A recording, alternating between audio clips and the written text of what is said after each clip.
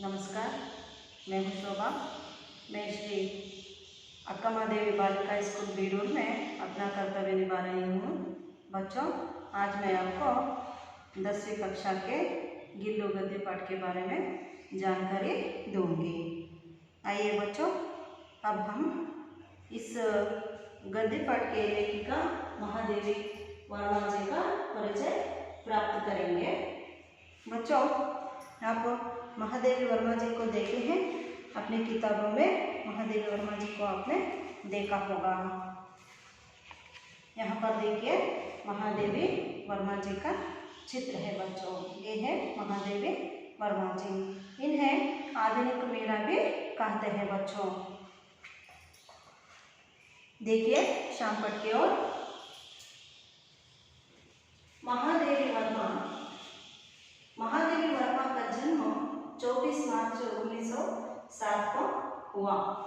महादेवी वर्मा का जन्म 24 मार्च 1907 को हुआ। इनका जन्म स्थान है फरुखाबाद है। इनके पिता महादेवी वर्मा जी के पिता का नाम है गोविंद प्रसाद। महादेवी वर्मा जी के पिता का नाम गोविंद प्रसाद। माता का नाम हेमा रानी और महादेवी वर्मा जी की मृत्यु सन 1987 में हुआ। महादेवी वर्मा जी का मृत्यु सन 1987 में हुआ। बच्चों, महादेवी वर्मा जी की रचनाएं हैं। देखिए इधर मैं लिखी हूँ।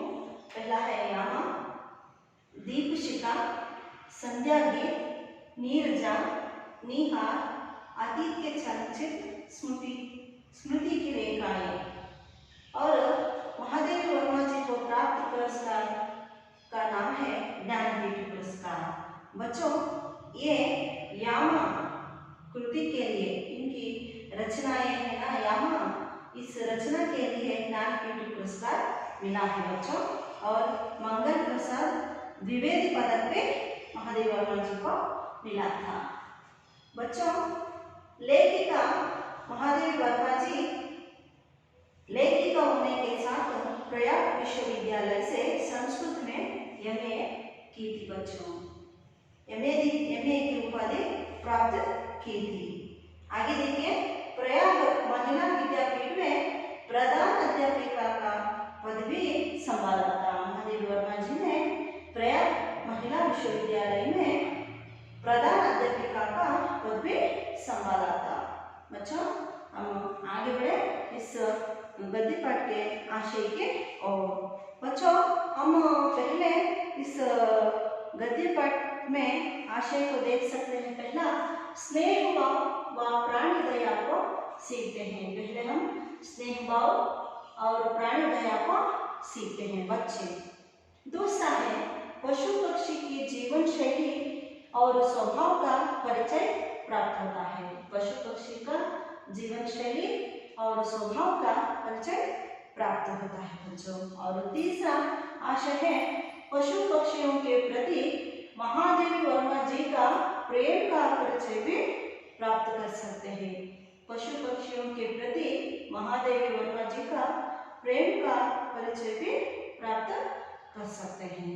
बच्चों, महादेवी वर्मा जी विश्व स्तर की लेखिका थी। विश्व स्तर के महिला लेखिका थी बच्चों। अब आगे देखिए शब्दार्थ। इस गद्यांश में आने वाले शब्दार्थ है। पहला, अचानक। अचानक का अर्थ है यकायक ಅಂದ್ರೆ तक्षण ಅಂತ। गमला। गमला का अर्थ है फूलों के पेड़ या पौधे लगाने का बर्तन। फूलों का पेड़ या पौधे लगाने का बर्तन। गमला ಅಂದ್ರೆ ಹೂವು ಗಿಡಗಳನ್ನು ನೆಡ್ತೀವಲ್ಲ ಮಕ್ಕಳ, ಅದರ ಪಾಟನ್ನು ಕೂಡ ನಾವು ಪಾಟನ್ನೇ गमला ಅಂತ ಕರೀತೇವೆ। तीसरा है गांव। गांव का अर्थ है जख्म। गांव ಅಂದ್ರೆ गाय ಅಂತ। चौथा, औले से। औले से इसका अर्थ है धीरे से। औले से ಅಂದ್ರೆ धीरे से, निदानವಾಗಿ। अब पांचवा, कांच। कांच का अर्थ है शीशा। शीशा ಅಂದ್ರೆ गाजू, स्फटिका। छठवा, चुन्नट। ಚುನ್ನಟ್ का अर्थ है ಸಿಲ್ವಟ್. ಸಿಲ್ವಟ್ ಮಕ್ಕಳ ಈ ಕರ್ಟನ್ ಅಲ್ಲೆಲ್ಲ ಇರ್ತದೆ ಮಕ್ಕಳ ಗುಚ್ಚ, ಅದನ್ನೇ ನಾವು ಚುನ್ನಟ್ ಅಂತ ಕರೀತೇವೆ. ಅವತೀರ್ಣ. ಅವತೀರ್ಣ का अर्थ है उत्पन्न होना, ಅವತಾರವೆತ್ತುವುದು, ಸೃಷ್ಟಿಯಾಗುವುದು ಅಂತ. ಆಟವಾ ಚೋಂಚ್. ಚೋಂಚ್ ಅಂದರೆ ಪಕ್ಷಿಯೊಂಕೆ ಮುಖಕ್ಕೆ ಅಗ್ರಭಾಗ, ಪಕ್ಷಿಗಳ ಮುಖದ ಮುಂದಿನ ಭಾಗ ಅಂದರೆ ಮಕ್ಕಳ ಕೊಕ್ಕು. ನವ ಮರಹ. ಮರಹ का अर्थ है ಔಷಧಿ ಕಲೆ, ಔಷಧಿಯ ಲೇಪವನ್ನೇ ನಾವು ಮರಹ ಅಂತ ಹಿಂದಿಯಲ್ಲಿ ಕರೀತೇವೆ. ಜಬ್ಬೇದಾರ್ ಅಂದರೆ ಗುಜ್ಜ, गुच्छवन्ने ನಾವು जबेदार ಅಂತ ಕರೀತೀವಿ. ಏತಾ शब्द एता आशय और तीसरा शब्दार्थ. बच्चों हम अब इस गद्य पाठ का आदर्श वाचन करूँगी. बच्चों आप सबके पास किताब है ना, अपने किताब को पहले देखिए. बच्चों गिल्लू का नाम सुनते ही आपको आश्चर्य होगा, ये क्या है गिल्लू? हाँ, सही पहचाना, आप तो बहुत होशियार बुद्धिमान छात्र है. बच्चों ये है गिल्लू. देखिए गिल्लू का चित्र, ये है गिल्लू. गिलहरी. गिलहरी को यहाँ पर लेखिका ने गिल्लू के नाम से संबोधित किया है. अपनी किताब को देखिए. अचानक एक दिन सवेरे कमरे से बरामदे में आकर मैंने देखा 2 कौवे एक गमले के चारों ओर चोंचों से चुआ चुआ जैसा खेल खेल रहे हैं. यह काकंबुशुंडी भी विचित्र पक्षी है. एक साथ समादरित, अनादरित, अति सम्मानित, अति अवमानित. हमारे बेचारे पुरखे ना गरुड़ के रूप में आ सकते हैं, ना मयूर के, ना हंस के. उन्हें पितृपक्ष में हमसे कुछ पाने के लिए काक बनकर ही अवतीर्ण होना पड़ता है. इतना ही नहीं, हमारे दूरस्थ प्रयोजनों को भी अपने आने जाने का मधुर संदेश इनके कर्कश स्वर में ही देना पड़ता है. दूसरी ओर हम कौवा और काम काम करने को अवमानना के अर्थ में ही प्रयुक्त करते हैं. मेरे काक पुराण के विवेचन में अचानक बाधा आ पड़ी, क्योंकि गमले और दीवार की संधि में छिपे एक छोटे से जीव पर मेरी दृष्टि रुक गई. निकट जाकर देखा गिलहरी का एक छोटा सा बच्चा है, जो संभवतः घोंसले से गिर पड़ा है. और अब कौवे जिसमें सुलभ आहार खोज रहे हैं. काकद्वय के चोंचों के 2 गाव उस लघु प्राणी के लिए बहुत थे. अतः वह निश्चेष्ट सा गमले से चिपक पड़ा था. सबने कहा कौवे की चोंच का गाव लगने के बाद यह बच नहीं सकता, अतः इसे ऐसे ही रहने दिया जावे. परंतु मन नहीं माना. उसे आंवले से उठाकर अपने कमरे में लाई. फिर रुई से रक्त पोंछकर घावों पर पेंसिलिन का मरहम लगाया. कई घंटे के उपचार के उपरांत उसके मुंह में एक बूंद पानी टपकाया जा सका. तीसरे दिन वह इतना अच्छा और आश्वस्त हो गया कि मेरी उंगली अपने 2 नन्हे पंजों से पकड़कर नीले कांच के मोतियों जैसी आंखों से इधर उधर देखने लगा. 3-4 मास में उसके स्निग्ध रोए, जब्बेदार पूंछ और चंचल चमकीले आंखें सबको विस्मित करने लगी. हम उसे गिल्लू कहकर बुलाने लगे. मैंने फूल रखने की एक हल्की डलिया में रुई बिछाकर उसे तार से खिड़की पर लटका दिया. 2 वर्ष वही गिल्लू का घर रहा.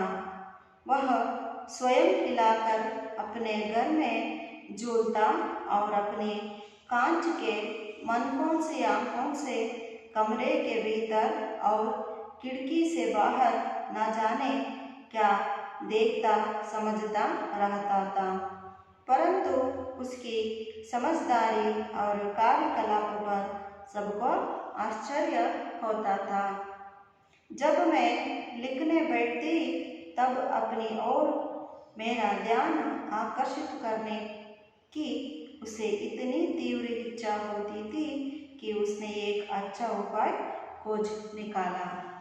वह मेरे पैर तक आकर सर से पर्दे पर चढ़ जाता और फिर उसी तेजी से उतरता।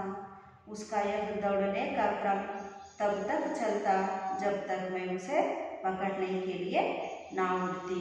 बच्चों, ऐसे आपको पाठ को पढ़ना है। ये था आदर्श वाचन। अब आगे बढ़ेंगे बच्चों। इस गद्य पाठ का पहले भाग का सरल वाक्यों में अर्थ बताती हूँ। अचानक एक दिन सवेरे कमरे में बरामदे में आकर मैंने देखा। देखिए बच्चों, यहाँ पर कवयित्री श्री महादेवी वर्मा जी कहती है, यकायक एक दिन सवेरे कमरे से मैं बाहर आई, बाहर बरामदे में आई। वहाँ आकर मैंने देखा कौवे एक गमले यानी पॉट के चारों ओर चोंचों से चुआ चुओल जैसा खेल खेल रहे हैं। दो कौवे अपनी कोंक से चोंचों से मुख के अग्रभाग से चुआ चुओल जैसा खेल खेल रहे थे। यह काकुंभशुंडी भी विचित्र पक्षी है। देखिए महादेवी वर्मा जी कहती है काकुंभशुंडी यानी कौवा एक विचित्र पक्षी है। उन्हें हम समादरित, अनादरित, अति सम्मानित, अति अवमानित। देखिए हम कौवे को कुछ समय उसे बहुत सम्मान देते हैं, कुछ समय हम उसे अवमानित भी करते हैं। हमारे बेचारे पुरखे, देखिए बच्चों, हमारे पुरखे हैं ना, वो गरुड़ के रूप में कभी नहीं आ सकते, मयूर के रूप में भी वो कभी नहीं आ सकते, और हंस के रूप में भी वो हमें नहीं दिखा सकते, अपने आप को नहीं दिखा सकते। पर पितृपक्ष में हमसे कुछ पाने के लिए हमारे पूर्वज काक बनकर ही अवतीर्ण होते हैं। अब आजकल पितृपक्ष चल रहा है ना बच्चों।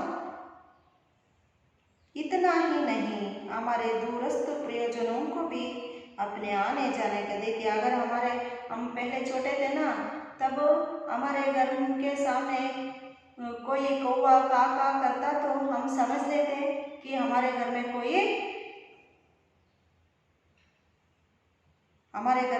कोई आने वाला है, हमारे प्रियजन आने वाले हैं, ऐसा समझते थे। दूसरी ओर हम कौवा और काव का करने को अवमानन के अर्थ के में ही प्रयुक्त करते हैं। देखिए अगर आपके घर में कोई बच्चा बहुत बातें करता है तो हम बोलते हैं चुप रहो, क्यों बार बार कौवा जैसे काका करते रहता, चुप रहो, ऐसा कहते हैं। बच्चों हम आगे बढ़े। मेरे काक पुराण के विवेचन में मैं ऐसे ही कौवे के बारे में, काक पुराण के बारे में सोच रही थी। अचानक इस विवेचन में बाधा आ पड़ी, क्योंकि गमले और दीवार की संधि में छिपे एक छोटे से जीव पर मेरी दृष्टि रुक गई। अब लेखिका देखती है बच्चों, गमले और दीवार की संधि में एक छोटे से जीव छिपी है। उस छोटे से जीव पर लेखिका की दृष्टि पड़ती है। निकट जाकर लेखिका गौर से देखती है बच्चों, गिलहरी का एक छोटा सा बच्चा है। वहाँ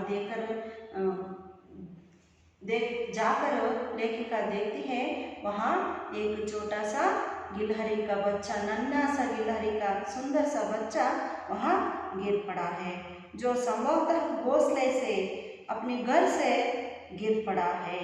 और अब कौवे जिसमें सुलभ आहार खोज रहे हैं, इसलिए कौवे उन्हें खाने के लिए यहाँ पर तरस रहे हैं। वह छोटा जीव अपने जीव को बचाने के लिए वो प्रयास कर रहा है। काकद्वय की चोंचों के दो घाव उस लघु प्राण के लिए बहुत थे। दो कौवे अपनी चोंचों से दो घाव उस लघु प्राण के लिए जो किया था वो उस छोटे जीव के लिए बहुत बड़ा घाव था। अतः वह निश्चेष्ट सा गमले से चिपक पड़ा था। वो बहुत अधैर्य से गमले की ओर चिपक पड़ा था। कौन है बच्चा? हाँ, सही कहा आपने, गिलहरी का छोटा सा बच्चा। सबने कहा कौवे की चोंच का घाव लगने के बाद यह बच नहीं सकता। सबने महादेवी वर्मा जी को, अगल बगल के लोगों ने कहा ये छोटा सा बच्चा है ना, जो गिलहरी का बच्चा, इन्हें कौवे ने जो घाव दिए हैं, ये छोटा सा बच्चा अब नहीं बच सकता। उस छोटे से जीव को ऐसे ही छोड़ दो, वो नहीं बच सकता, इसलिए इसे छोड़ दो, ऐसा सलाह देते हैं बच्चों। परंतु लेखिका का मन नहीं माना। लेखिका ने उसे औले से उठाई, गिलहरी को बच्चे को औले से उठाया और अपने कमरे में लाई। कहाँ लाई? अपने कमरे में लाई। फिर रुई से रक्त पोंछा। उस छोटे जीव को कौवे ने जो घाव दिया था ना, उनसे जो रक्त बह रहा था ना, उस रक्त को रुई से लेखिका जी ने पोंछा। और घावों को पोंछने के बाद घावों पर पेनिसिलिन का औषध का लेप लगाया बच्चों। कई घंटे के उपचार के उपरांत लेखिका जो कई घंटों तक उसकी सेवा करती रही, गिलहरी की बच्चे की सेवा करती रही, कुछ समय के बाद उसके छोटे से मुंह में केवल एक बूंद पानी टपकाया जा सका। तीसरे दिन वह गिलहरी का बच्चा बहुत अच्छा और स्वस्थ हो गया। कितना स्वस्थ आपको मालूम है? हाँ, लेखिका की उंगलियों को पकड़कर, नन्हे पंजों से पकड़कर नीले कांच के मोतियों जैसे, नीले कांच की मोतियों जैसे था उनके हाथ। किसके हाथ? गिलहरी का हाथ। उन हाथों से इधर उधर देखने लगा। अब लेखिका को बहुत आनंद आया। 3-4 मास में उसके स्निग्ध रोए। 3-4 महीना बीत गया बच्चों। 3-4 महीना बीतने के बाद गिलहरी के स्निग्ध रोए, जब्बेदार पुंज, गुच्छे जैसे पुंज और चंचल चमकीले आंखें सबको विस्मित करने लगी। अब भी मैं कोई गिलहरी को देखती हूँ तो मुझे बहुत पसंद आता है बच्चों। मैं 10 मिनट तक उस गिलहरी को देखती रहती हूँ। आपको भी गिलहरी बहुत पसंद है ना? हाँ। 3-4 हम उसे गिल्लू कहकर बुलाने लगे। बच्चों, लेखिका प्यार से गिलहरी के बच्चे को गिल्लू कहकर बुलाने लगी। मैंने फूल रखने की एक हल्की डलिया में रुई बिछाकर उसे तार से खिड़की पर लटका दिया। लेखिका ने गिल्लू के लिए एक घर भी बना लिया बच्चों। 2 वर्ष गिल्लू का घर था। वह स्वयं हिलाकर अपने घर में झूलता रहता था और अपनी कांच के मनकों से, आंखों से कमरे के भीतर और खिड़की से बाहर न जाने क्या देखता समझता रहता था गिल्लू। परंतु उसकी समझदारी और कार्यकलापों पर सबको आश्चर्य होता था। गिल्लू की समझदारी पर, कार्यकलापों को देखकर घर वालों को आश्चर्य होता था। एक ऐसा नन्हा सा जीव है, ये कितना समझदारी। जब मैं लिखने बैठती थी, देखिए बच्चों, आगे चलकर देखिए, जब लेखिका लिखने बैठती थी तब अपनी और ध्यान आकर्षित करने के लिए गिल्लू क्या क्या करता था, देखिए बच्चों। तीव्र इच्छा होती थी कि उसने एक अच्छा उपाय खोज निकाला। गिल्लू ने एक अच्छा उपाय खोज निकाला था बच्चों। वह लेखिका के पैर तक आकर सर से पर्दे पर चढ़ जाता और फिर उसी तेजी से चढ़ता उतरता करता था। उसका यह दौड़ने का क्रम तब तक चलता जब तक लेखिका उसे पकड़ने के लिए ना उठती थी। बच्चों, यहाँ पर देखिए मेरे पास एक चित्र है। यहाँ पर महादेवी वर्मा जी लिख रही है, गिल्लू देख रहा है। लेखिका क्या लिख रही है इसको देख रहा है। ऐसे गिल्लू बहुत शरारत लेखिका को करता था बच्चों। दोनों का रिश्ता माँ बेटे के जैसा था। बच्चों, अब मैं आपको इस गद्य के थोड़ा कन्नड़ अर्थ बताऊंगी, ध्यान से सुनिए। अचानक ಒಂದು ದಿನ ಆಕಸ್ಮಿಕವಾಗಿ ಕಮರೆ ಸೆ ಬರಾಮದೆ ಮೇ ಆಕರ್ ತನ್ನ ಕೋಣೆಯಿಂದ ಅಂಗಳಕ್ಕೆ ಬಂದು ನೋಡಿದಾಗ ಲೇಖಕಿಗೆ ಪಾಟಿನ 4 ಕಡೆ 2 ಕಾಗೆಗಳು ತನ್ನ ಕೊಕ್ಕಿನಿಂದ ಆಟ ಆಡೋದು ಕಾಣಿಸಿತು. ಈ ಕಾಗೆ ಕೂಡ ತುಂಬ ವಿಚಿತ್ರವಾದಂತಹ ಪಕ್ಷಿ. ಅದು ಅತಿಯಾದಂತಹ ಗೌರವವನ್ನು ಹೊಂದಿದೆ, ಅತಿಯಾದಂತಹ ಅವಮಾನವನ್ನು ಕೂಡ ಅದು ಹೊಂದಿದೆ. हमारे बेचारे पुक्के ना गरुड़ के रूप में आ सकते हैं. ನಮ್ಮ ಪೂರ್ವಜರು ಯಾವುದೇ ಕಾರಣಕ್ಕೂ ಗರುಡ ರೂಪದಲ್ಲೂ ಅವರಿಗೆ ಬರೋದಕ್ಕೆ ಆಗಲ್ಲ, ಅಥವಾ ಹಂಸ ರೂಪದಲ್ಲೂ ಅವರು ಬರೋದಕ್ಕೆ ಆಗೋದಿಲ್ಲ, ಹಾಗೂ ನವಿಲಿನ ರೂಪದಲ್ಲೂ ಅವರು ನಮಗೆ ಕಾಣಿಸೋದಿಲ್ಲ. ಆದರೆ ಪಿತೃಪಕ್ಷದ ಸಮಯದಲ್ಲಿ ಅವರು ಕಾಗೆಯ ಅವತಾರವನ್ನು ಎತ್ತಿ ನಮ್ಮ ಹತ್ರ ಏನಾದರೂ ಪಡೆದುಕೊಳ್ಳೋದಕ್ಕೆ ಬರ್ತಾರೆ ಅನ್ನೋದು ಒಂದು ನಮ್ಮ ನಂಬಿಕೆ. ಇಷ್ಟೇ ಅಲ್ಲ, ದೂರದಿಂದ ನೆಂಟರು ಏನಾದರೂ ಮನೆಗೆ ಬರುವಾಗ ಕಾಗೆ ತನ್ನ ಕರ್ಕಶವಾದ ಸ್ವರದಲ್ಲೇ ನಮಗೆ ಸೂಕ್ಷ್ಮತೆಯನ್ನು ಕೊಡ್ತಿತ್ತು. ಕೆಲವೊಮ್ಮೆ ನಾವು ಈ ಕಾಗ ಅನ್ನೋದನ್ನು ಕೂಡ ಅವಮಾನದ ಅರ್ಥದಲ್ಲೇ ನಾವು ಉಪಯೋಗಿಸ್ತೇವೆ. ಈಗ ಒಂದು ಮಗು ತುಂಬ ಮಾತಾಡ್ತಾ ಇದೆಯಪ್ಪ ಅಂತಂದರೆ ಆ ಮಗುನ ಏನು ಕಾಗೆ ಥರ ಆಗಲೆಲ್ಲ ಮಾತಾಡ್ತಿರ್ತೀಯ ಅಂತ ಕೂಡ ನಾವು ಹೇಳ್ತೇವೆ. ಮೇರೆ ಕಾಕಪುರಾಣ ಕೆ ವಿವೇಚನ ಮೇ ಅಚಾನಕ್ ಬಾಧ ಪಡಿ. ಈ ರೀತಿಯಾಗಿ ಲೇಖಕಿಯವರು ಕಾಕಪುರಾಣದಲ್ಲಿ ಯೋಚಿಸ್ತಾ ಇರುವಾಗ ಒಂದು ತೊಂದರೆ ಆಗುತ್ತೆ, ಅಡ್ಡಿ ಆಗುತ್ತೆ ಅವರಿಗೆ.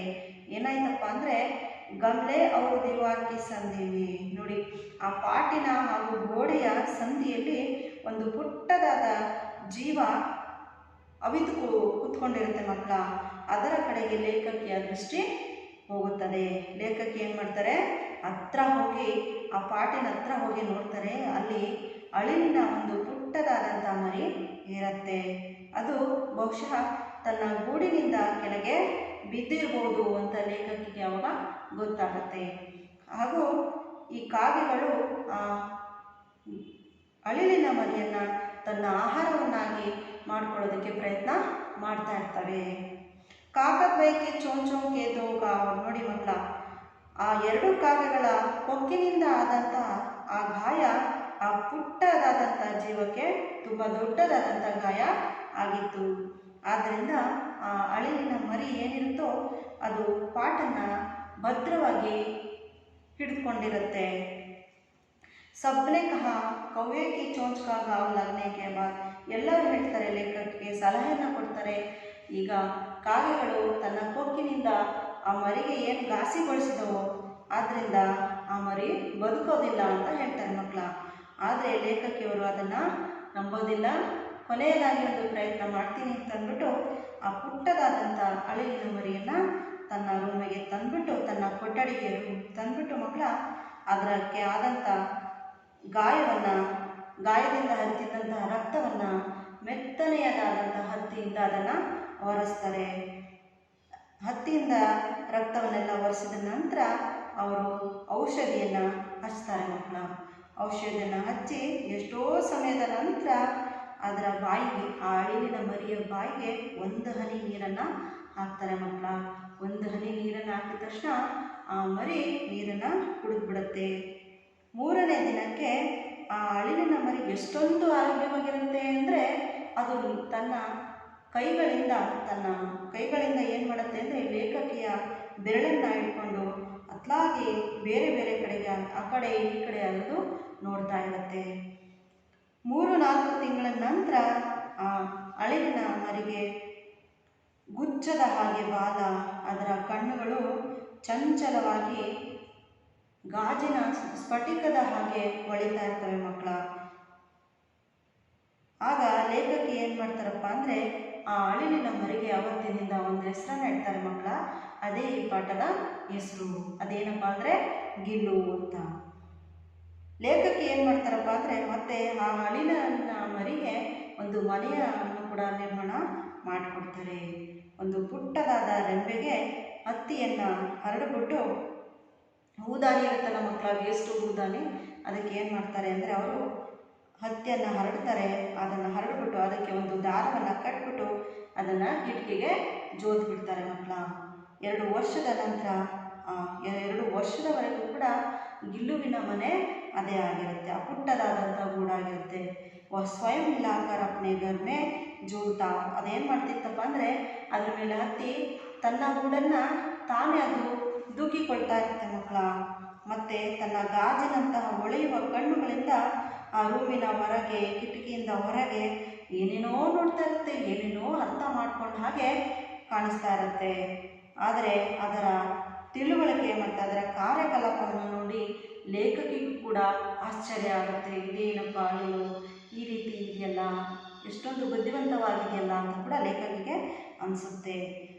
ಯಾವಾಗ ಲೇಖಕಿ ಏನಾದರೂ ಬರೆಯೋಕೆ ಅಂತ ಕೂತಾಗ ಆ ಅಳಿಲು ಏನು ಮಾಡ್ತಿತ್ತಪ್ಪ ಅಂದರೆ ಲೇಖಕಿ ತನ್ನ ಹತ್ರ ನೋಡಲಿ, ತನ್ನನ್ನು ಗಮನಿಸಲಿ ಅಂದ್ಬಿಟ್ಟು ಆ ಅಳಿಲಿನ ಮರಿ ಏನು ಮಾಡ್ತಿತ್ತು ಅಂದರೆ ಒಂದು ಉಪಾಯವನ್ನೇ ಅದು ಕಂಡುಕೊಂಡಿತ್ತು ಮಕ್ಕಳ.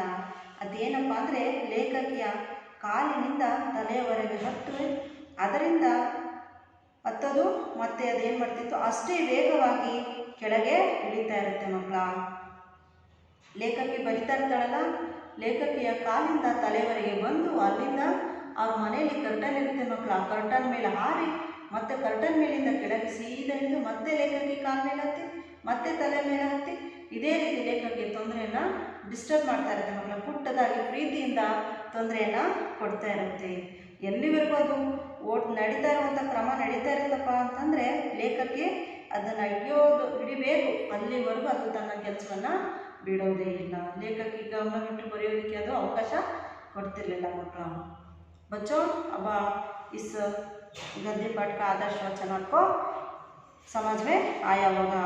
बच्चों अब हम आगे बढ़े अनुरूपता की और आइए अनुरूपता अब मैं शाम पट पर लिखती हूँ बच्चों।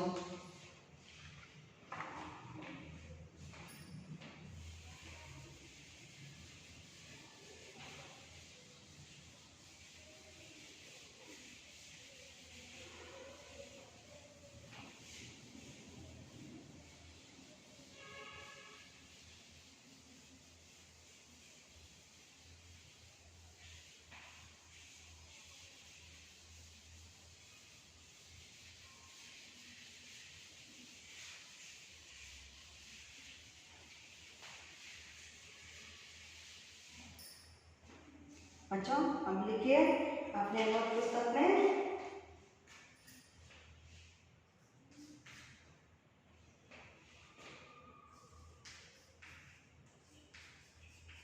अनुरूपता। पहला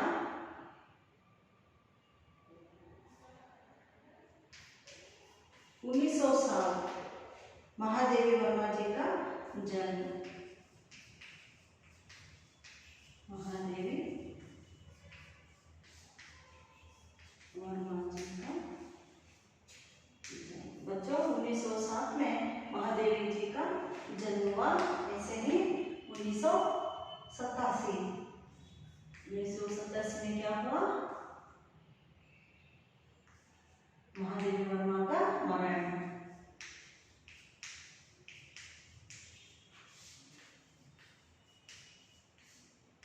मृत्यु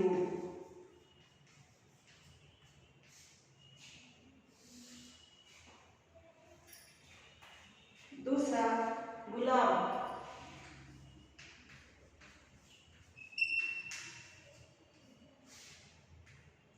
गुलाब बच्चों पौधा है। वैसे ही सोहन जूही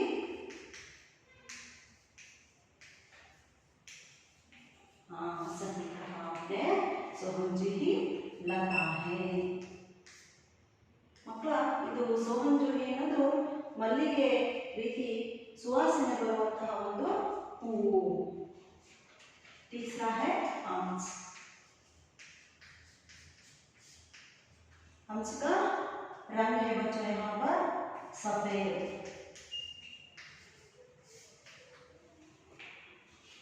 और कौवे का रंग क्या है? सर अपने काला।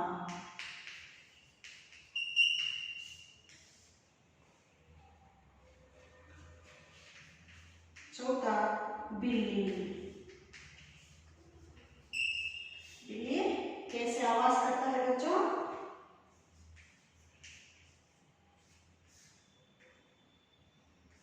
म्याऊ म्याऊ। वैसे ही गिल्लू, गिल्लू कैसे आवाज करता है?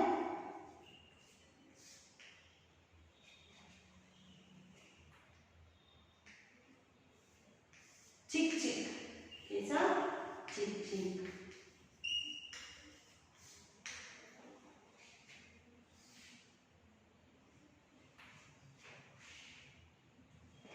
पांचवा कोयल, मधुर स्वर। कोयल का स्वर कैसा होता है? मधुर। सुना है ना आप? बारिशों के दिनों में कोयल अपना मधुर स्वर निकालता है। कौवा, सही पहचाना आपने, कर्कश।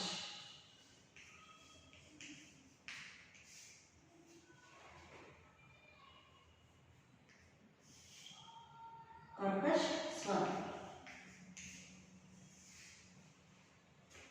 बच्चों अब यहाँ सांकट की ओर देखिए। अनुरूपता 1907 महादेवी वर्मा जी का जन्म हुआ। वैसे ही 1987 में महादेवी वर्मा जी का मृत्यु हुआ। दूसरा गुलाब, गुलाब पौधा है और सोहन जूही क्या है? लता। तीसरा हंस, हंस का रंग होता है सफेद, कौवा का रंग होता है काला। चौथा बिल्ली म्याऊ म्याऊ करता है, बिल्ली का ध्वनि होता है म्याऊ म्याऊ। वैसे ही गिल्लू का चिक चिक। और पांचवा कोयल मधुर स्वर गाता है और कौवा कर्कश स्वर में गाता है। बच्चों अब आप लिखे हैं ना, अब आगे बढ़े बच्चों।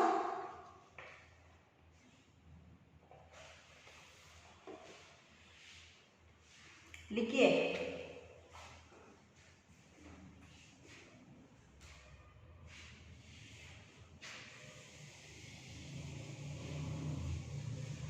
बच्चों आपको जल्दी जल्दी लिखना है, मेरे साथ ही लिखेंगे तो आपका भी जल्दी पूरा हो जाएगा। लिखने का काम तुरंत खत्म होगा, नहीं तो आपको शांकट की ओर देखते रहना होगा।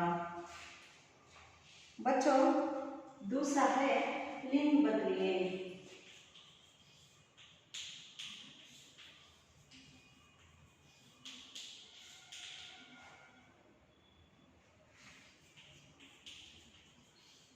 पुल्लिंग, लिंग में दो भाग है, पुल्लिंग और स्त्रीलिंग।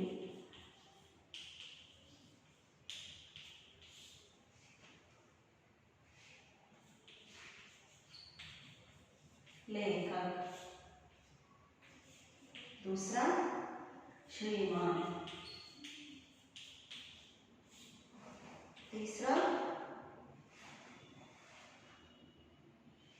मयूर, मयूर। चौथा कुत्ता। बच्चों ये सब पुल्लिंग है, इसका स्त्रीलिंग हमें अब लिखना है। लेखक क्या होता है बच्चों? हाँ, सही कहा आपने, लेखिका। श्रीमान, सही कहा, श्रीमती। मयूर, मयूरी।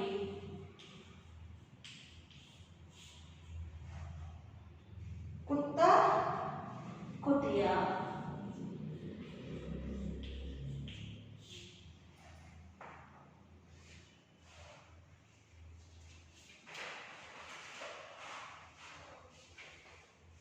बच्चों कुछ विलोम शब्द भी हम देखेंगे।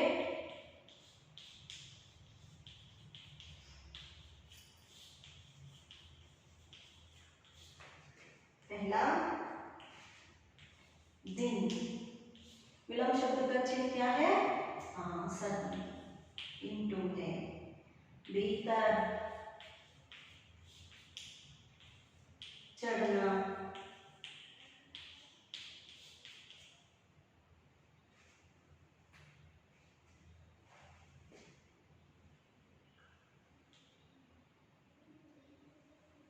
बच्चों दिन का विलोम शब्द है रात। भीतर का विलोम शब्द बाहर। चढ़ना, उतरना।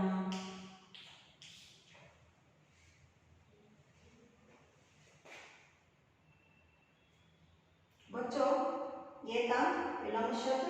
अब दूसरी तरह की विलोम शब्द देखेंगे बच्चों। यहाँ पर बे लगाकर हम विलोम शब्द करेंगे। बे वर्णों को लगाकर हम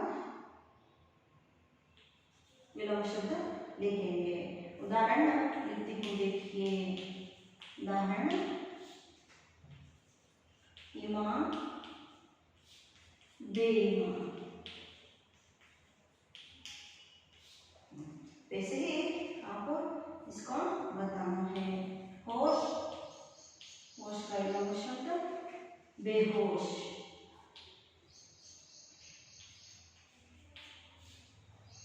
दूसरा, खबर, बेखबर।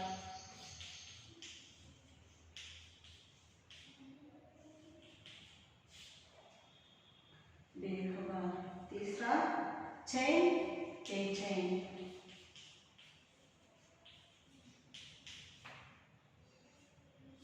चैन, बेचैन। जब अब शांकट की ओर देखिए, लिंग बदल गए। लिंग में दो भाग है, स्त्रीलिंग और पुल्लिंग। लेखक, इसका स्त्रीलिंग लेखिका। श्रीमान, श्रीमती। मयूर, मयूरी। कुत्ता, कुतिया। ऐसे ही विलोम शब्द देखिए बच्चों। दिन का विलोम शब्द है रात। भीतर का विलोम शब्द बाहर। तीसरा, चढ़ना का विलोम शब्द उतरना। वैसे ही और विलोम शब्द है, तीन विलोम शब्द है, ईमान, बेईमान। होश, बेहोश। खबर, बेखबर। चैन, बेचैन। लिख रहे हैं ना आप सब? हाँ, ध्यान से लिखिए बच्चों। बच्चों अब अंतिम वक्त आ गया है। मैं आपको इस पहले भाग की गिलू गद्य पाठ के पहले भाग का गृह कार्य मैं अब शाम पट पर लिखूंगी बच्चों। आप ध्यान से लिख लीजिए। जब आपकी स्कूल शुरू होगी तब मुझे आपको दिखाना है।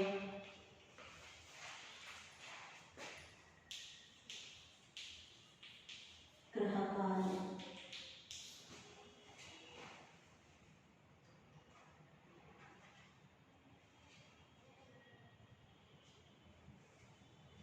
दो प्रश्न देती हूँ बच्चों, 2-3 वाक्यों में उत्तर लिखना।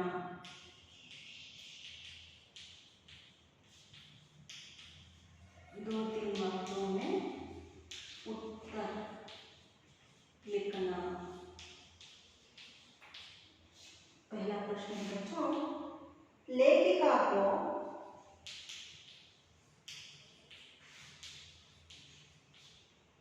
गिलहरी की स्थिति में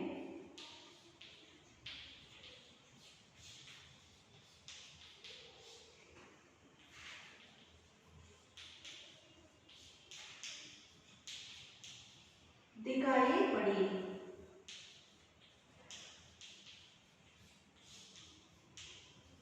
दिखाई पड़ी। दूसरा प्रश्न, लेखिका ने गिल्लू के प्राण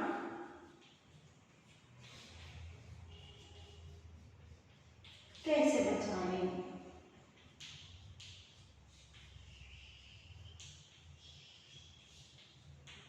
बच्चों शामपट की ओर देखिए।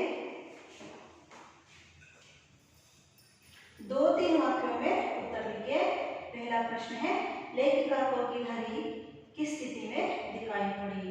लेखकिಯವರಿಗೆ ಅಳಿಲಿನ ಮರಿ ಅಳಿಲು ಯಾವ ಸ್ಥಿತಿಯಲ್ಲಿ ಕಾಣಿಸಿತು? दूसरा, लेखिका ने गिल्लू के प्राण कैसे बचाए? लेखಕಿಯವರು ಗಿಲ್ಲುವಿನ ಪ್ರಾಣವನ್ನ ಹೇಗೆ ಉಳಿಸಿದರು ಅಥವಾ ಹೇಗೆ ಕಾಪಾಡಿದರು? बच्चों, मैं आशा करती हूँ मेरा पाठ आपको समझ में आया होगा। इस पाठ को 3 बार ध्यान से पढ़िए और मेरा वीडियो को देखते रहिए। अब दूसरे भाग में हम फिर मिलेंगे बच्चों। धन्यवाद।